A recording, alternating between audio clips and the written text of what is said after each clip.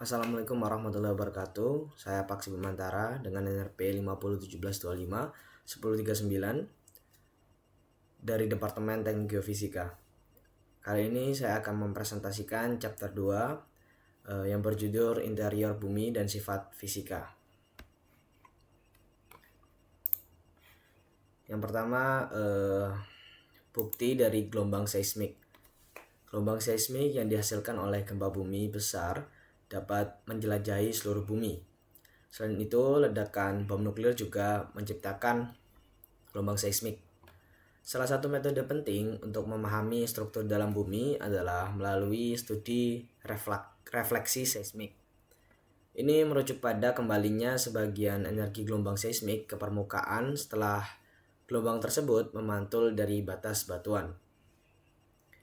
Ketika dua lapisan batuan dengan kepadatan yang berbeda dipisahkan oleh batas yang cukup tajam, gelombang seismik akan memantul dari batas tersebut, mirip dengan cahaya yang memantul dari cermin, seperti yang terlihat pada gambar 2.1. Gelombang yang dipantulkan ini kemudian direkam pada seismogram yang menunjukkan waktu yang diperlukan gelombang untuk mencapai batas, memantul darinya dan kembali ke permukaan. Dengan memperhatikan waktu perjalanan bolak-balik ini, geolog dapat menghitung kedalaman batas tersebut.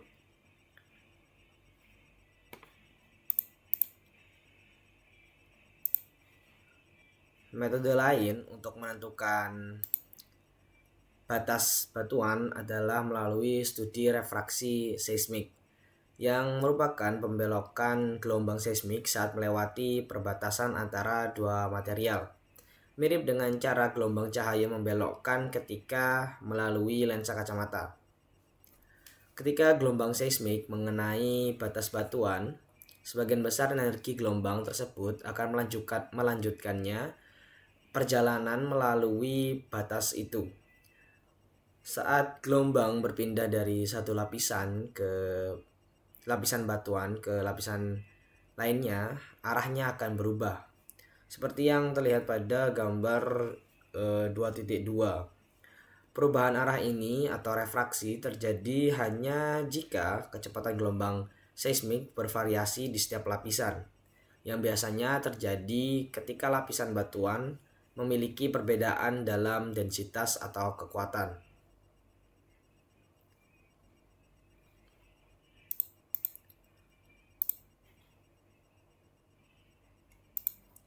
Batas yang memisahkan lapisan batuan biasanya cukup jelas untuk diidentifikasi dengan teknik refraksi seismik seperti yang ditunjukkan pada gambar 2.3.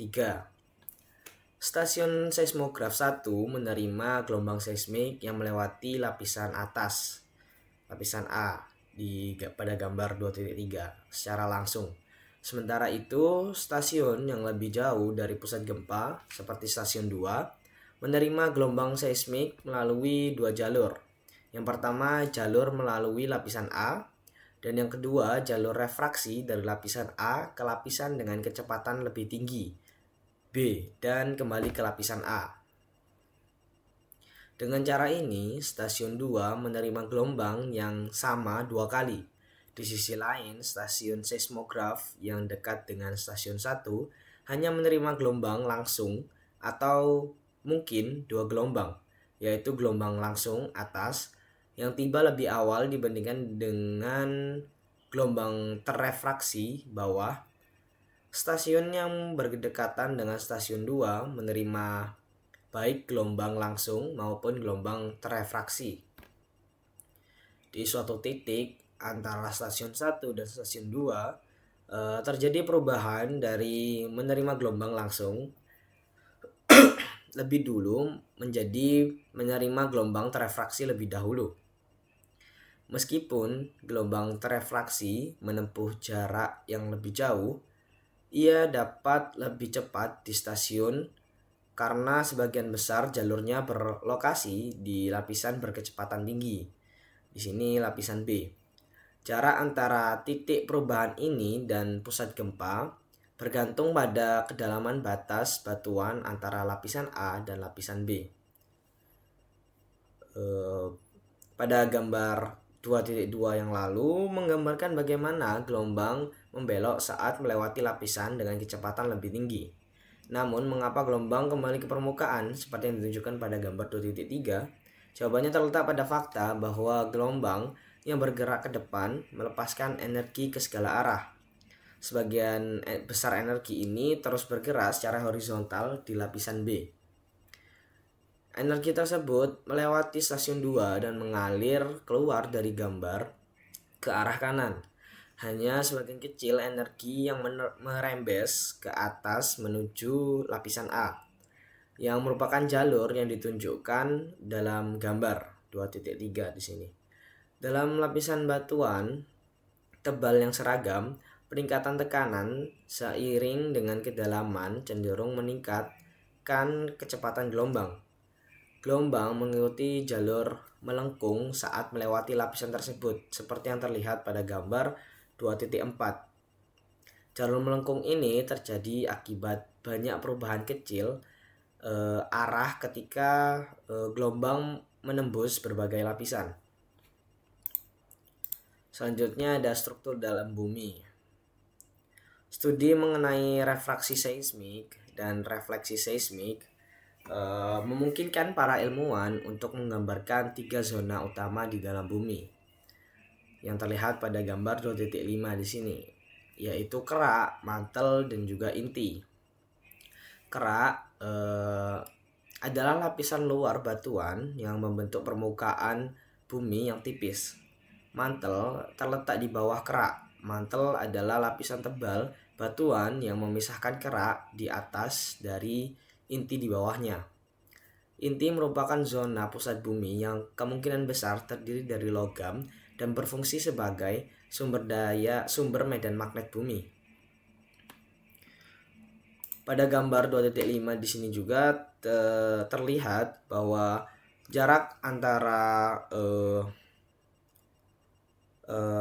inti dalam ke kerak yaitu sekitar 6.370 km.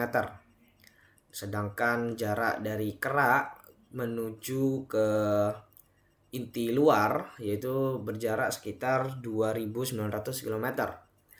Untuk jarak dari kerak ke mantel sekitar 670 km. Dan ketebalan kerak di sini dapat tebalnya dapat antara 5 sampai 70 km. Kerak. Studi mengenai gelombang seismik telah menunjukkan bahwa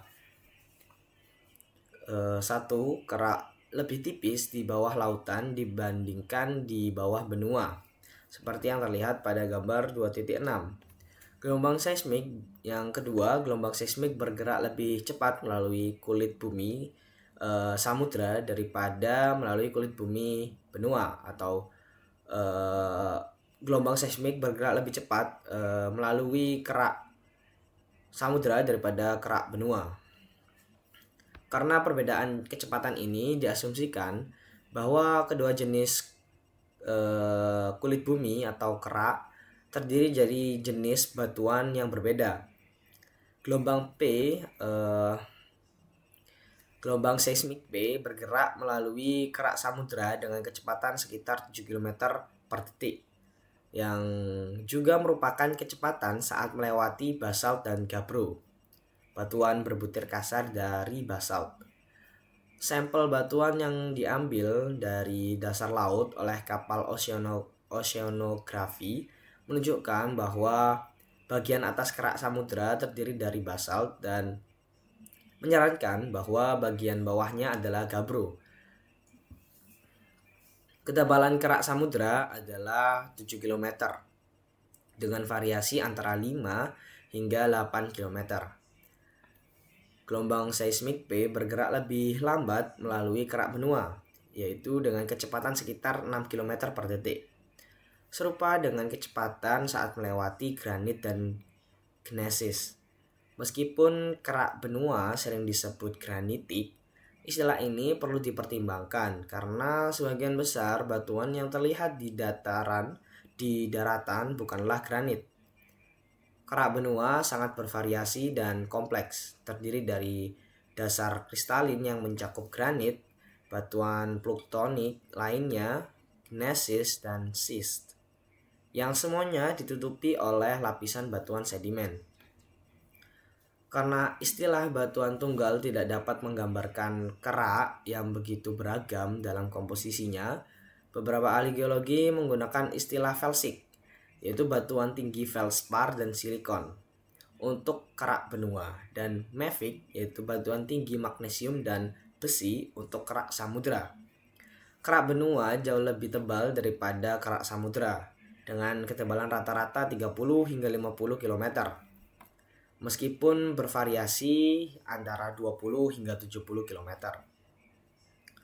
Gelombang seismik menunjukkan bahwa kerak paling tebal berada di bawah pegunungan muda secara geologis, seperti Andes dan Himalaya, yang menonjol ke bawah sebagai akar pegunungan yang menjalur ke dalam mantel, seperti yang terlihat pada gambar 2.6 di sini. Batas yang memisahkan kerak dari mantel di bawahnya disebut diskontinuitas Mohorovic atau lapisan Moho. Perhatikan pada gambar 2.6 bahwa mantel terletak lebih dekat ke permukaan bumi di bawah lautan dibandingkan di bawah benua. Selanjutnya adalah mantel.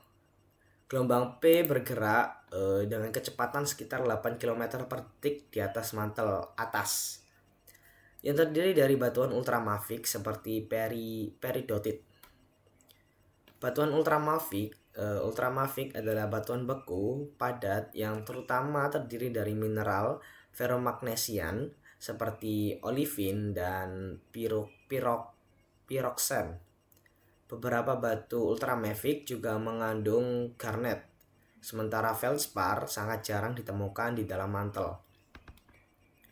Kerak dan mantel atas bersama-sama membentuk litosfer, yaitu lapisan luar bumi yang relatif kuat namun rapuh. Litosfer membentuk lempeng-lempeng sesuai teori tektonik lempeng. Ketebalan litosfer rata-rata sekitar 70 km di bawah lautan dan dapat mencapai antara 120 hingga 250 km di atas benua. Batas bawahnya ditandai oleh lapisan mantel yang unik, di mana gelombang seismik melambat, seperti yang terlihat pada gambar 2.6 tadi, yaitu di sini astenosfer atau low velocity zone. Secara umum, kecepatan gelombang seismik meningkat seiring dengan kedalaman karena tekanan yang meningkat mengubah sifat batuan. Namun, pada kedalaman antara 70 hingga 120 km, gelombang seismik bergerak lebih lambat dibandingkan dengan lapisan yang lebih dangkal, sehingga zona ini disebut sebagai zona kecepatan rendah atau low velocity zone, seperti yang ada pada gambar 2.6 tadi. Zona ini membentang hingga kedalaman sekitar 200 km, 124 mil, dan dikenal sebagai astenosfer dalam teori tektonik lempeng.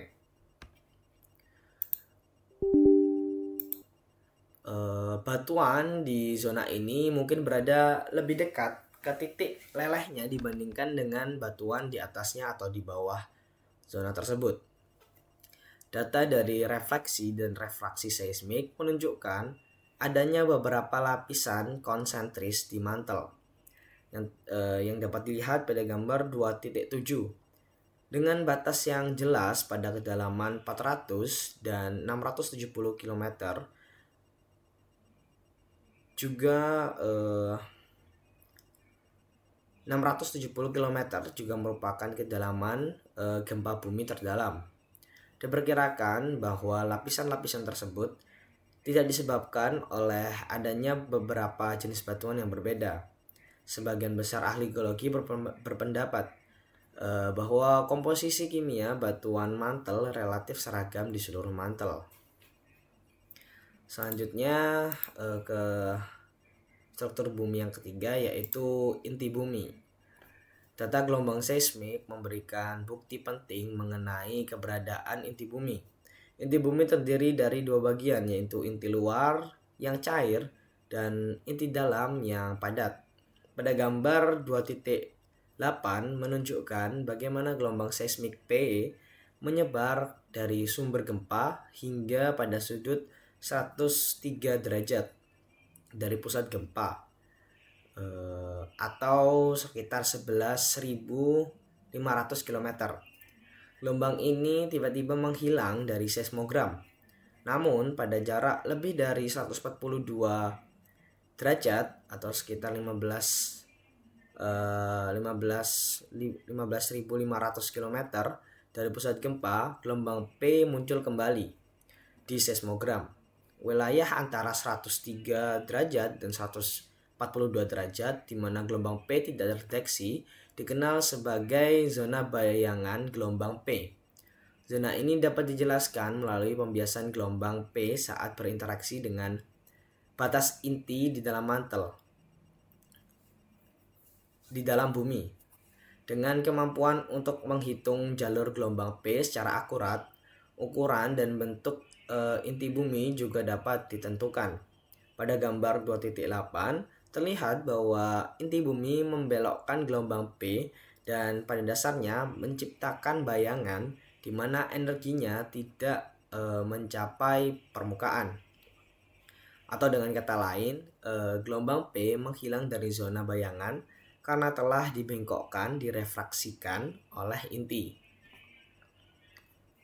Gelombang P dapat melewati zat padat maupun cair, sementara gelombang S hanya dapat melewati zat padat seperti yang ditunjukkan pada gambar 2.9. Zona bayangan gelombang S juga ada dan lebih luas daripada zona bayangan gelombang P.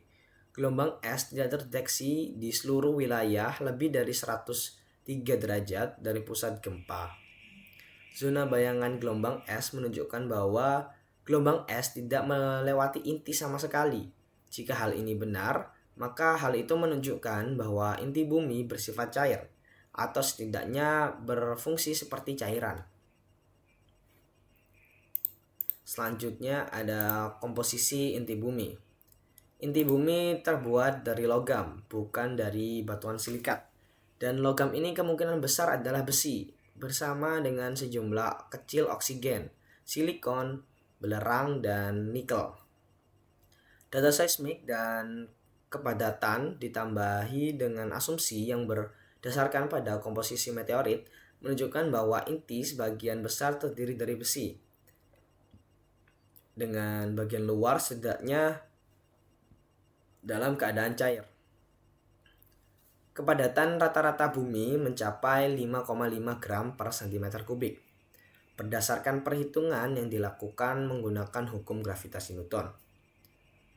Batuan kerak memiliki kepadatan relatif rendah, berkisar antara 2,7 gram per cm kubik untuk granit hingga 3,0 gram per cm kubik untuk basalt. Perhitungan menunjukkan bahwa inti bumi seharusnya memiliki densitas sekitar 10 gram per cm kubik di atas batas inti mantel dan meningkat menjadi 12 atau 13 gram per cm kubik di pusat bumi. Selanjutnya ada batas inti mantel. Batas antara inti dan mantel ditandai oleh perubahan signifikan dalam kecepatan gelombang seismik, densitas, dan suhu. Terlihat pada gambar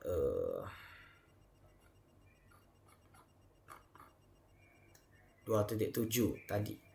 Terdapat zona transisi yang tebal mencapai hingga 200 km yang dikenal sebagai lapisan D, terletak di dasar mantel, di mana kecepatan gelombang P mengalami penurunan drastis.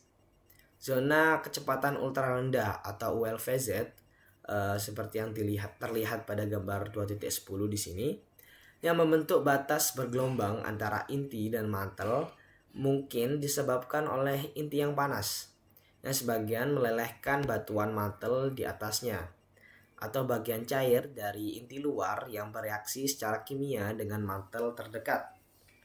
Paduan besi yang lebih ringan dari inti luar cair ini mungkin bereaksi dengan silikat di mantel bawah, menghasilkan silikat besi.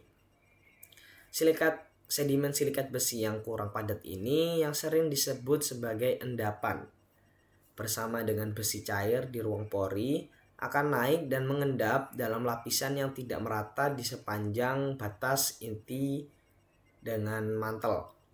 Tekanan dari endapan yang menumpuk di sepanjang batas tersebut menyebabkan sebagian besi cair terdorong keluar dari ruang pori, membentuk lapisan konduktif listrik yang menghubungkan inti dan mantel, serta menjelaskan penurunan kecepatan seismik di ULVZ.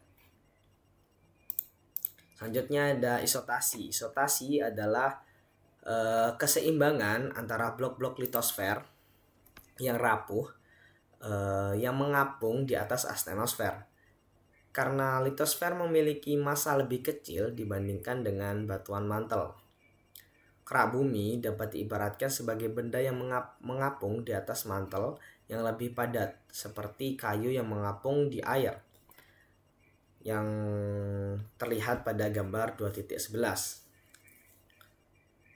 Blok kayu yang mengapung di air akan bergerak, naik atau turun hingga menggeser volume air yang setara dengan beratnya. Berat air yang tergeser akan mengangkat blok kayu, memungkinkan blok tersebut tetap mengapung. Semakin tinggi blok kayu terlihat di atas permukaan air, semakin dalam blok tersebut menjulur di bawah air. Oleh karena itu, blok yang tinggi memiliki akar yang dalam, mirip dengan gunung es yang mengapung. Secara sederhana, litosfer dapat dipandang sebagai entitas yang cenderung naik atau turun secara bertahap hingga seimbang dengan berat astenosfer yang tergeser. Konsep pergerakan vertikal ini untuk mencapai keseimbangan disebut penyesuaian isotatik. Sama seperti blok kayu, setelah blok litosfer mencapai keseimbangan isotatik, blok yang tinggi seperti jajaran pegunungan menjulur ke dalam mantel akar pegunungan seperti yang ditunjukkan pada gambar 2.11. Pada gambar 2.11 di sini menggambarkan blok-blok kayu dan litosfer dalam keadaan keseimbangan isotatik. Berat kayu sama dengan berat air yang terdesak. Demikian pula berat litosfer sama dengan berat astenosfer yang terdesak. Akibatnya batuan dan air laut di atasnya dalam gambar 2.11 dapat dianggap terpisah menjadi kolom-kolom vertikal. Masing-masing memiliki tekanan yang sama di dasarnya. Pada kedalaman tertentu, dengan ketekanan yang sama, setiap kolom berada dalam keseimbangan dengan kolom lainnya, karena setiap kolom memiliki berat yang sama.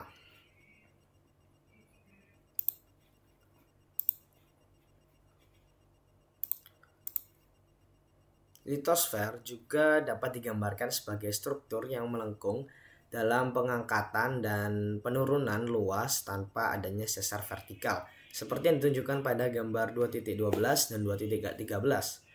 Misalkan dua bagian kerak dengan ketebalan yang berbeda berada berdampingan, seperti pada gambar 2.12. Sedimen dari bagian yang lebih tinggi mengalami erosi lebih cepat, akan terendap di bagian yang lebih rendah. Penurunan berat pada bagian yang lebih tinggi menyebabkan bagian tersebut naik.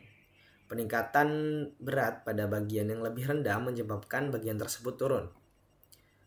Gerakan vertikal ini atau penyesuaian isotatik ini terjadi setiap kali volume besar material tererosi dari atau terendapkan di bagian kerak. Naik atau turunnya litosfer memerlukan aliran duktil astenosfer untuk mengakomodasi pergerakan tersebut. Dengan mengukur laju naik atau turun, viskositas astenosfer dapat dihitung. Contoh lainnya dari penyesuaian isotatik yang disebabkan oleh aliran duktil mantel adalah gerakan naik pada area luas litosfer kerak pada zaman glasial. Beberapa lapisan es kontinental yang tebal selama zaman Pleistosen menekan litosfer di bawahnya, seperti yang terlihat pada gambar 2.13. Setelah es mencair, kerak kembali naik, proses yang masih berlangsung di beberapa wilayah, seperti yang terlihat pada gambar 2.14. Kenaikan litosfer kerak setelah penghilangan es ini dikenal sebagai rebound kerak. Proses rebound kerak bumi dapat dengan mudah dipenuhi dengan dudukan sofa atau tempat tidur yang empuk. Indentasi yang terbentuk akibat berat tubuh Anda akan perlahan-lahan menghilangkan atau kembali ke bentuk semula setelah Anda berdiri.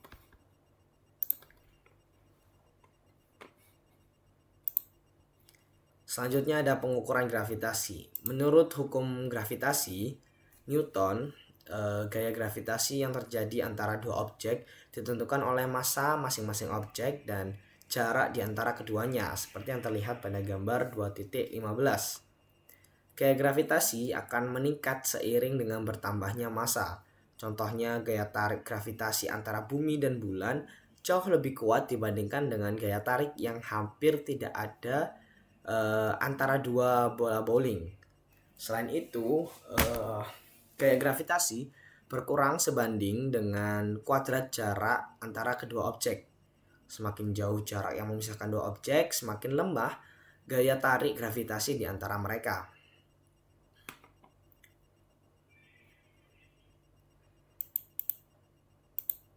Salah satu alat yang bermanfaat dalam mempelajari kerak dan mantel atas adalah pengukuran gravitasi yang mengukur tarikan gravitasi antara bumi dan massa di dalam instrumen. Berikut adalah beberapa poin penting mengenai penggunaan pengukuran gravitasi. Yang pertama yaitu penyelidikan densitas batuan. Pengukuran gravitasi digunakan untuk menyelidiki variasi lokal dalam densitas batu. Batu padat seperti biji logam dan batu ultramafik memiliki daya tarik yang kuat pada massa di dalam meter, seperti yang terlihat pada gambar 2.16. Peregangan pegas. Yang kedua yaitu peregangan pegas. Tarikan yang kuat ini meregangkan pegas, dan jumlah peregangan dapat diukur dengan sangat presisi. Oleh karena itu, meter gravitasi dapat digunakan untuk mengeksplorasi endapan biji logam. Yang ketiga yaitu kondisi rongga. Sebaliknya, rongga atau badan material berdensitas rendah seperti sedimen menyebabkan tarikan yang jauh lebih lemah pada massa meter, seperti yang terlihat pada gambar 2.16. Penggunaan penting lainnya dari meter gravitasi adalah untuk menentukan apakah suatu wilayah berada dalam keseimbangan isostatik. Wilayah yang seimbang. Jika suatu wilayah berada dalam keseimbangan isostatik seperti yang ditunjukkan pada gambar 12.7 yang A, setiap kolom batuan memiliki massa yang sama. Saat meter gravitasi di bawah melintasi kolom-kolom tersebut, ia akan mencatat jumlah tarikan gravitasi yang sama untuk setiap kolom. Setelah koreksi perbedaan ketinggian, di mana tarikan gravitasi lebih lemah di puncak gunung dibandingkan dengan di permukaan laut. Wilayah yang tidak seimbang. Namun beberapa wilayah terangkat keluar dari keseimbangan isostatik akibat kekuatan tektonik yang mendalam, seperti gambar 2.17 yang B menunjukkan wilayah dengan kerak yang tebal secara merata, di mana kekuatan tektonik menahan pusat wilayah tersebut tetap terangkat. Pengangkatan ini membentuk jajaran pegunungan tanpa akar. Terdapat bagian yang lebih tebal dari batuan mantel di bawah jajaran pegunungan dibandingkan dengan di kedua sisi.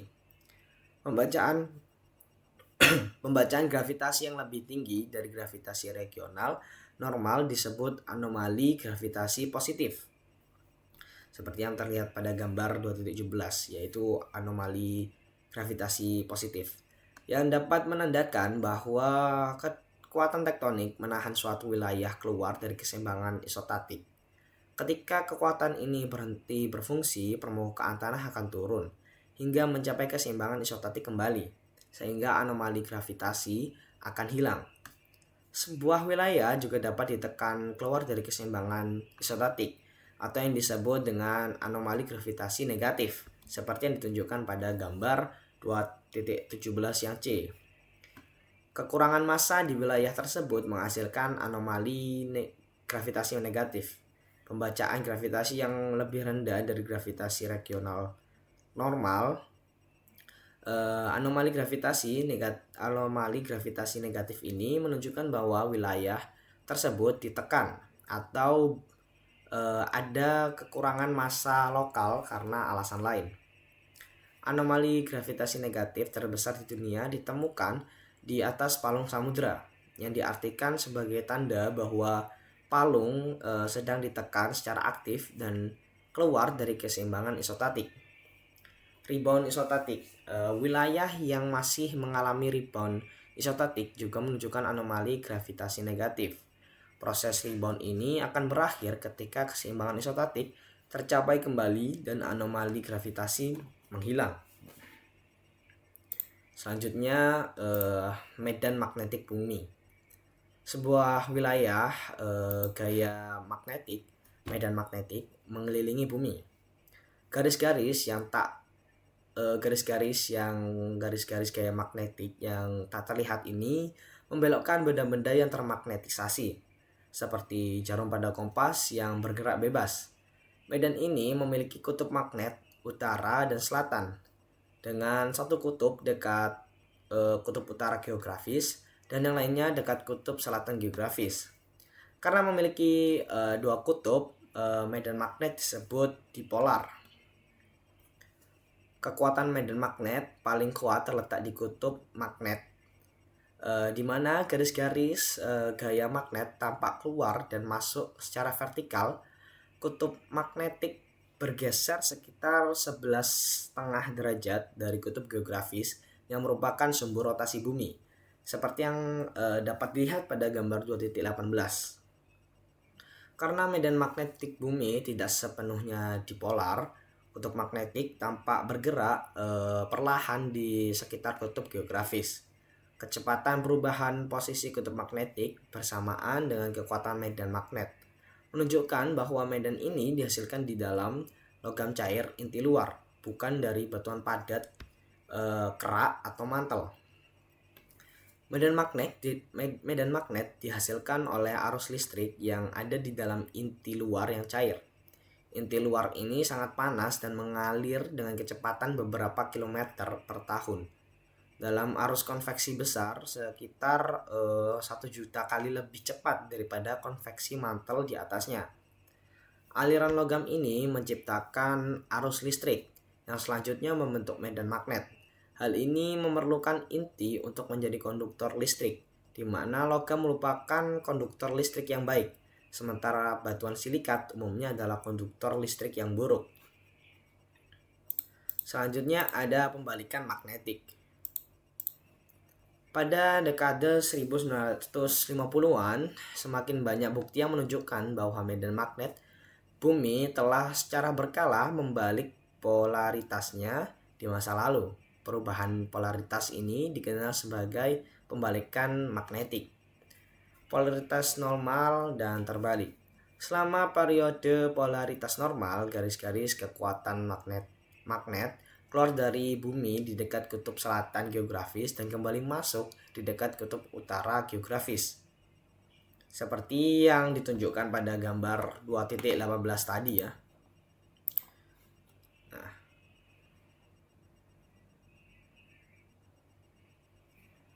lalu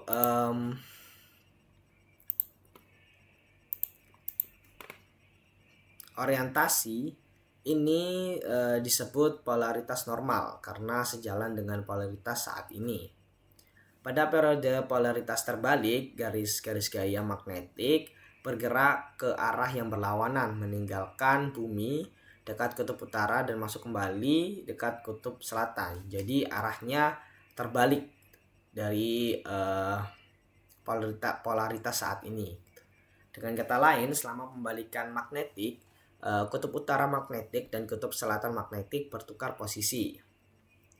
Banyak batuan menyimpan catatan tentang kekuatan dan arah medan magnet saat batuan tersebut terbentuk.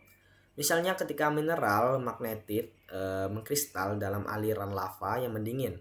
Atom besi dalam kristal tersebut merespon medan magnet bumi dan membentuk orientasi magnetik yang menunjuk ke arah kutub magnetik utara. Ketika lava mendingin perlahan di bawah titik Curie, yaitu sekitar 580 derajat Celcius untuk magnetit, catatan magnetik ini terperangkap secara permanen dalam batuan.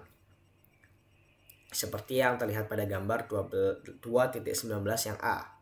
Jenis batuan lainnya seperti batuan sedimen berwarna merah akibat senyawa besi juga mencatat arah medan magnetik yang pernah ada. Penelitian mengenai medan magnetik kuno disebut paleomagnetisme. Bukti dari aliran lava. Sebagian besar bukti mengenai pembalikan magnetik berasal dari aliran lava di benua. Serangkaian aliran lava yang bertumpuk seringkali menunjukkan bahwa beberapa aliran lava memiliki orientasi magnetik yang berlawanan dengan orientasi magnetik bumi saat ini. Seperti pada gambar 2.19 yang B. Ini berarti bahwa saat aliran lava tersebut mendingin, kutub magnetik telah bertukar posisi. Selama periode pembalikan magnetik ini, jarum kompas akan menunjukkan ke selatan, alih-alih ke utara. Banyak periode magnetisasi normal dan terbalik tercatat dalam aliran lava benua. Penentuan waktu pembalikan. Karena aliran lava dapat ditentukan secara isotopik, waktu pembalikan magnetik di masa lalu bumi dapat diukur. Seperti yang terlihat pada gambar 2.20, meskipun pembalikan tampak terjadi secara acak, catatan selama puluhan juta tahun menunjukkan bahwa medan magnet bumi membalik rata-rata setiap 500.000 tahun. Selanjutnya ada anomali magnetik.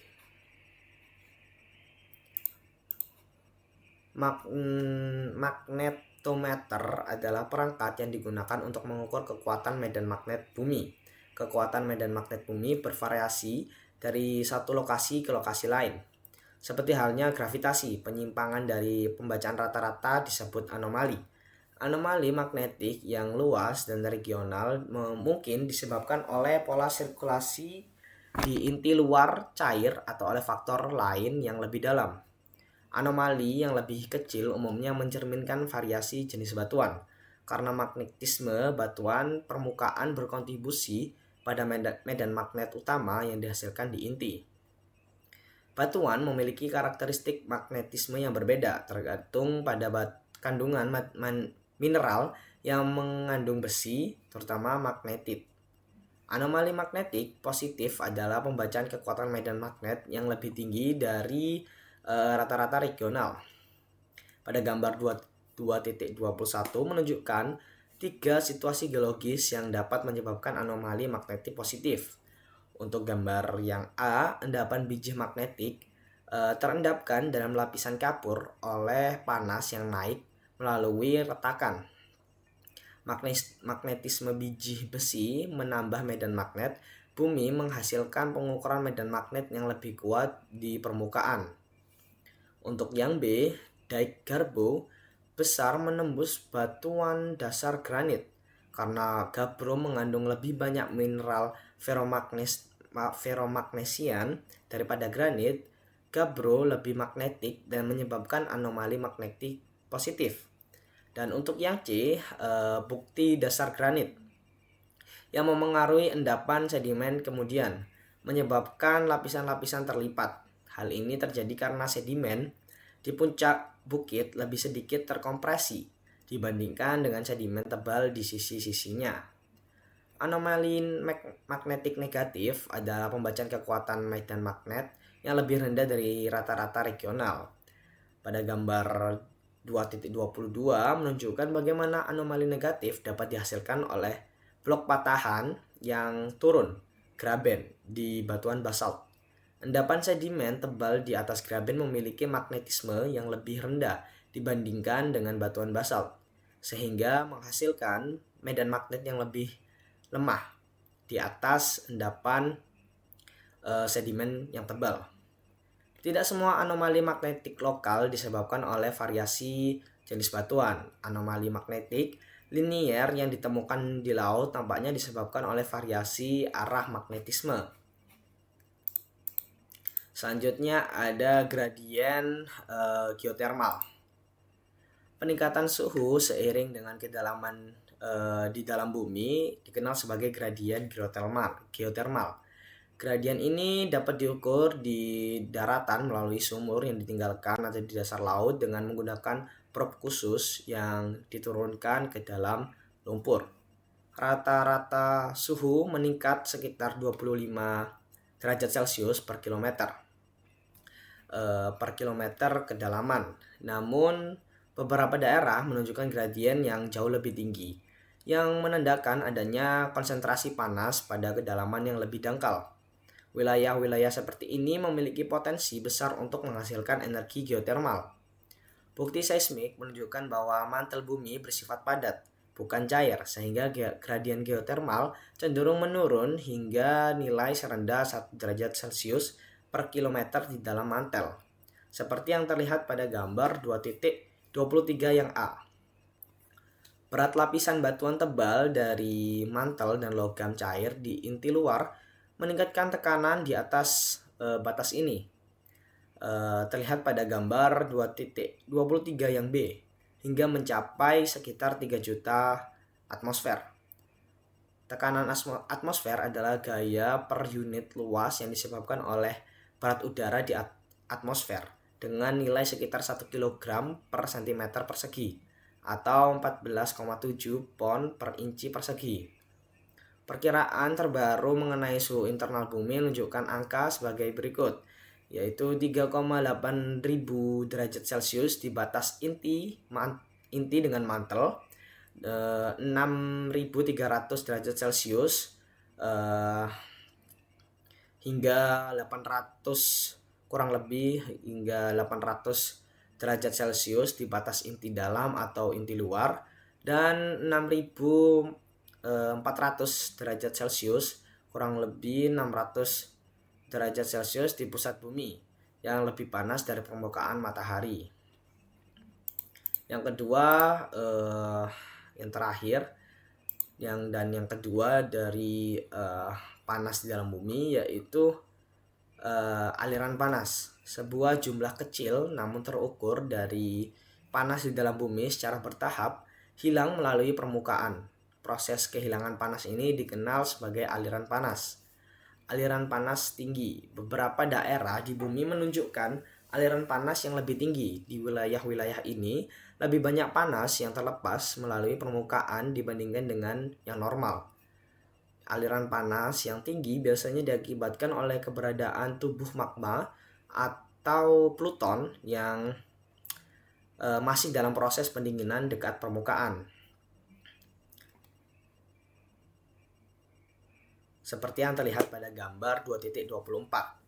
Selain itu, sebuah tubuh batuan beku tua yang kaya akan uranium dan isotop radioaktif lainnya dapat menyebabkan aliran panas yang tinggi karena peluruhan radioaktif menghasilkan panas saat berlangsung. Aliran panas yang tinggi di area yang luas mungkin disebabkan oleh naiknya batuan mantel hangat di kerak bumi yang tipis secara abnormal. Menariknya, aliran panas rata-rata dari benua setara dengan aliran panas rata-rata di dasar laut. Sebuah fakta yang mengejutkan mengingat konsentrasi material radioaktif yang lebih tinggi dalam batuan benua.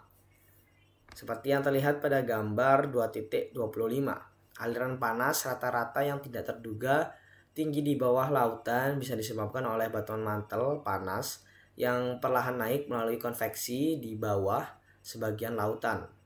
Pola aliran panas yang tinggi dan rendah di dasar laut juga dapat dijelaskan oleh konveksi batuan mantel. Sekian yang dapat saya sampaikan. Apabila ada kesalahan dalam pengucapan dan penyampaian materi, saya mohon maaf. Saya akhiri. Wassalamualaikum warahmatullahi wabarakatuh.